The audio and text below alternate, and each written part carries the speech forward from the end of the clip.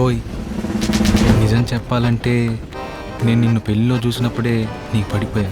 అప్పటి నుంచి బాగా గుర్తొస్తున్నావు. నీతో కొంచెం టైం స్పెండ్ చేయొచ్చని టికెట్ లేకపోయినా ట్రైన్ ఎక్కేసా. రీను, విననట్టు నటిస్తున్నావు కదా.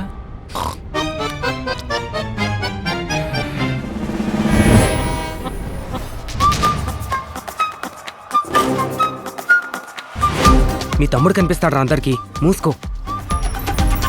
ప్రేమ మనిషిని గుడ్డోనే కాదురా, మరి మెంటలోని కూడా చేస్తుంది. నేను హైదరాబాద్ వదిలి అసలు ఉండలేకపోతున్నాను రా. ఎందుకు? ఎందుకంటే నా మనసు అక్కడే వదిలేసి వచ్చా కాబట్టి. ఈ ఫ్రెండ్ జోన్ అనేది కుమారి ఆంటీ లాంటిదిరా. పబ్లిసిటీ పైసలు రెండూ ఉంటాయి కానీ ప్రశాంతత ఉండదు.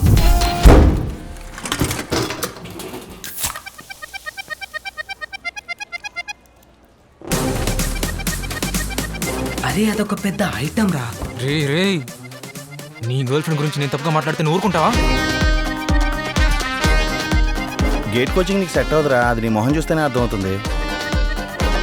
అలా అయితే ఐల్ మ్యారీ ఆది. అయ్యో, అది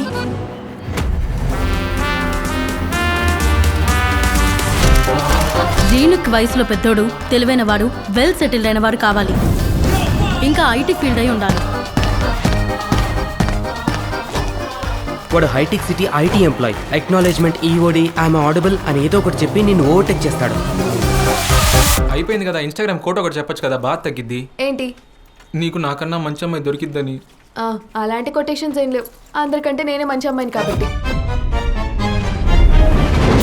ఇప్పుడు ఏం చేద్దాం రా మరి? నక్కి నక్కి కాదు, తొక్కుకుంటూ పోవాలి.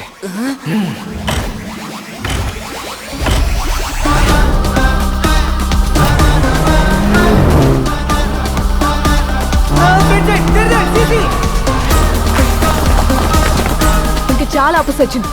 ఇంకా డీప్ గా వెళ్తే నీ హార్ట్ బ్రేక్ అవుతుంది.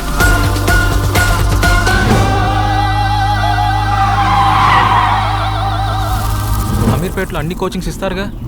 అమ్మాయిలు ఎలా పడేలా కూడా నేర్పిస్తే బాగుంటుంది.